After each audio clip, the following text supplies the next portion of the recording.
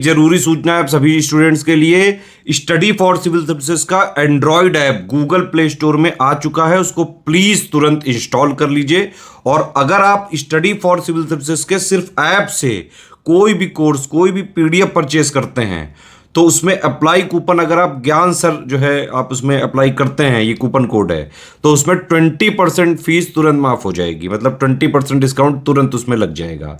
ज्ञान सर लिखना है, नॉर्मली ज्ञान सर, स्मॉल लेटर में है सब कुछ, कोई स्पेस नहीं, कोई कॉलम नहीं, सिर्फ ज्ञान सर, GYANSIR। इस तरह से अगर कूपन कोड लगाते हैं आप ऐप में बाई करने से पहले, जो अप्लाई कूपन वाले में आता है, तो 20% का डिस्काउंट तुरंत मिलेगा। वीडियो देखिए।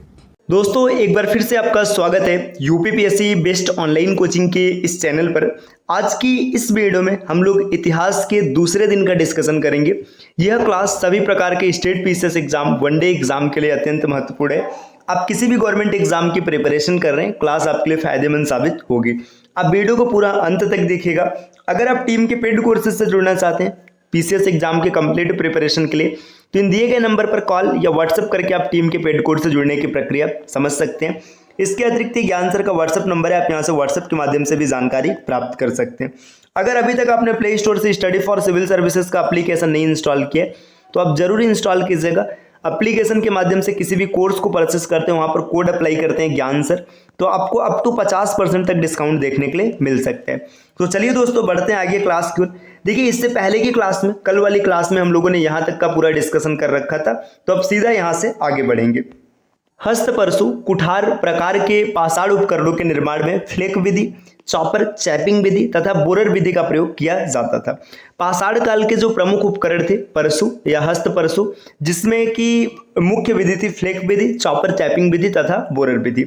जबकि हैंड एक्स के औजार सर्वप्रथम मद्रास अतिरपक्कम से प्राप्त हुए थे। ये मिले कहाँ हैं? सबसे पहले मद्रास और अतिरपक्कम से मिले। इनमें क्लीवर, स्केपर आदि उपकरण भी शामिल हैं।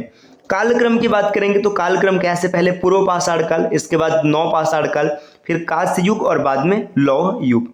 डेनमार्क के कोपेनहेगन संग्रहालय की सामग्री के आधार पर पाषाण, कांस्य और लौह युग का त्रियुगी विभाजन 1820 ईस्वी में पुरातात्विक क्रिश्चियन जर्गेंसन थॉमसन ने किया था।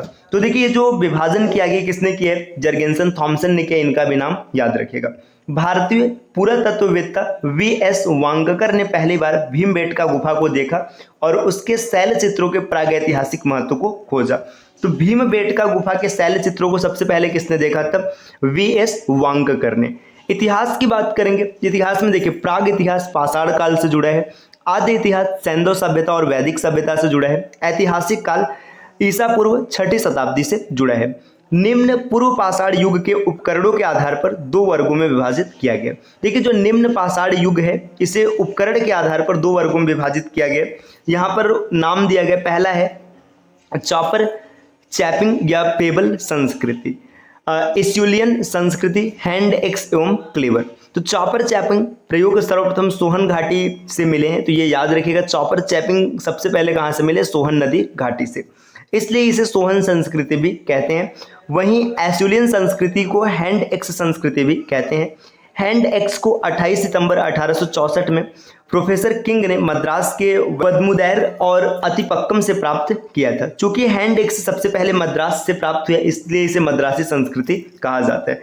तो देखिए हैंड एक्स को मद्रासी संस्कृति कहते हैं और चॉपर चैपिंग को सोहन संस्कृति के नाम से जाना जाता है। इस संस्कृति में क्लीवर, स्क्रेपर एवं क्रोड भी मिलते हैं।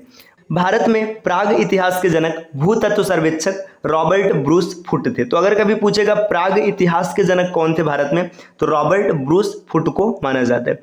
उपकरण में रॉबर्ट ब्रूस फुट ने 13 मई 1863 ईस्वी को मद्रास के पल्लवरम से पाषाण युग के पहले उपकरणों को पाया, जो कि क्वार्टजाइट पत्थर से निर्मित था। तो पाषाण काल युग का पहला जो उपकरण थे क्वार्टजाइट पत्थर से निर्मित था। वेलन नदी घाटी टोंस नदी की सहायक। देखिए जो वेलन नदी है ये टोंस नदी की सहायक है। उत्तर प्रदेश के सोनभद्र जिले से निकलकर मिर्जापुर जिले से होते हुए इलाहाबाद जिले में टोंस नदी से मिल जाती है। यह घाटी क्षेत्र पुरातात्विक खोज के लिए प्रसिद्ध है।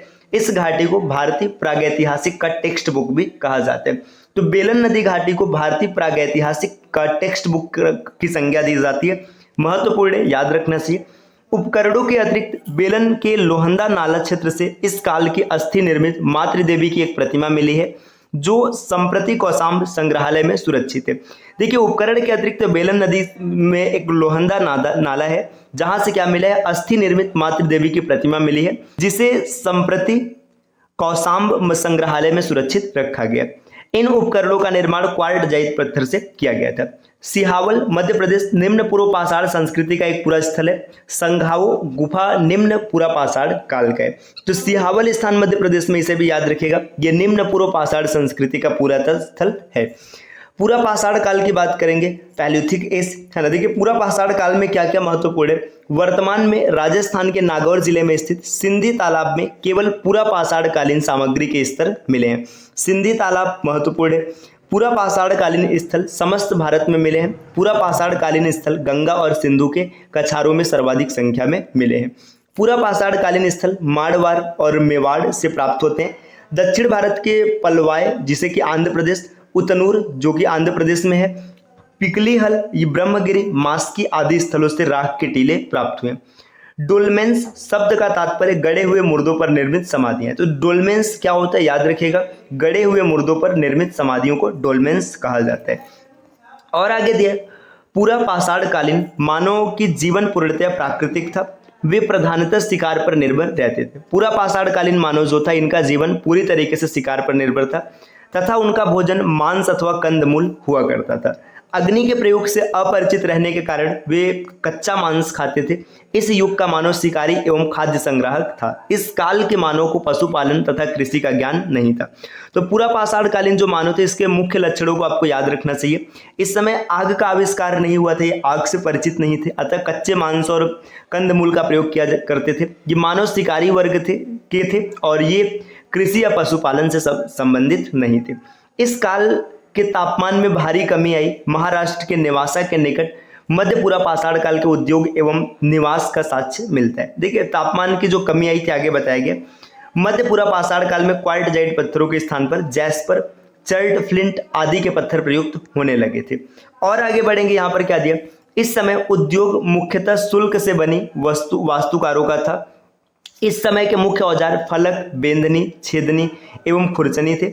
फलकों की अधिकता के कारण इस काल को फलक संस्कृति की संज्ञा दी जाती है। लेवा तकनीक द्वारा बनाए गए फलक उपकरण मध्य प्लीस्टोसिन भूगर्भीय युग की विशेषता है। भारत में मानव का सर्वप्रथम साक्ष्य मध्य प्रदेश के पश्चिमी नर्मदा क्षेत्र में मिला है। देखिए भारत में मनुष्यों का पहला साक्ष्य कहाँ पर मिला है, नर्मदा क्षेत्र में मिला है, याद रखिएगा। मानव जैसे प्राणी अर्थात आरंभिक प्राणी जिसे मानव का विकास हुआ होमिनिड कहलाते हैं। भारतीय उपमहाद्वीप के हथनोरा स्थल से सर्वप्रथम होमिनिड जीवाश्म की खोज की गई थी।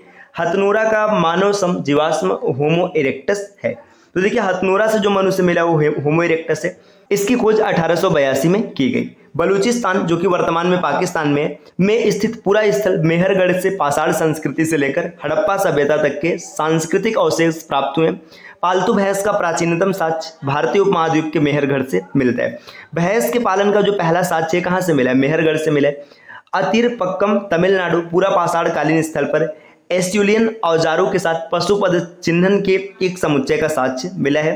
पैसरा जो कि बिहार में है से प्राचीनतम झोपड़ियों के साक्ष्य मिले। पैसरा पाषाण युग का पूरा स्थल है। इसकी खोज विदुला जायसवाल ने 1947 में की थी। तो पैसरा ये बिहार में है, यहाँ से झोपड़ी का साक्ष्य मिला है। इसकी खोज विदुला जायसवाल ने 1947 में किया था। आगे बढ़ेंगे, देखिए अब यहाँ पर मध्य पाषाण काल से जुड़े कुछ मुख्य बिंदु दिए गए। मेसोलिथिक दो शब्दों से मिलकर बना है, मेसोस मतलब मध्य और पाषाण मतलब लिथोस। इस काल को अनुपाषाण काल, आद्य नवपाषाण काल एवं संक्रमण काल भी कहते हैं। तो इसके अलग अलग नाम है, अनुपाषाण काल, आद्य नवपाषाण काल और संक्रमण काल। भारत में मध्य पाषाण काल के विषय में जानकारी सर्वप्रथम 1867 में हुई थी, जब C.L. कार्लाइल ने विंध्य क्षेत्र से लघु पाषाणों करण की खोज की थी। भारत में मानव अस्थि पंजर सर्वप्रथम मध्य पाषाण काल से ही प्राप्त हुए। तो मानव का अस्थि पंजर सबसे पहले कहाँ से मिला, मध्य पाषाण काल युग से मिला है।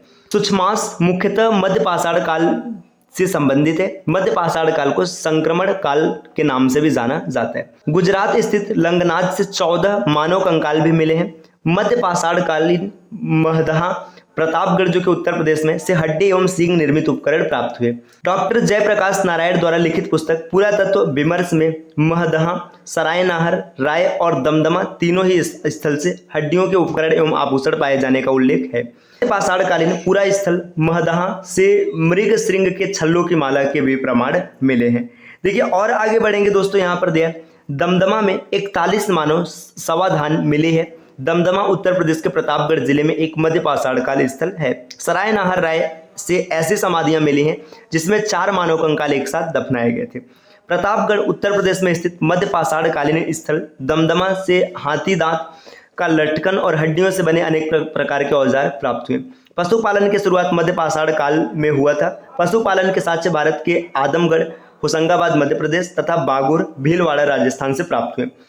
मध्य प्रदेश के रायसेन जिले में स्थित भीमबेटका प्रागैतिहासिक शैल चित्रकला का श्रेष्ठ उदाहरण है। तो याद रखिएगा कि मध्य प्रदेश के रायसेन में जो भीमबेटका है प्रागैतिहासिक शैल चित्रकला का श्रेष्ठ उदाहरण है। तो दोस्तों ये हम लोगों की क्लास रही, आगे हम लोग अगली क्लास से बढ़ेंगे। तब तक के लिए नमस्कार, मिलते हैं आपसे नेक्स्ट वीडियो में।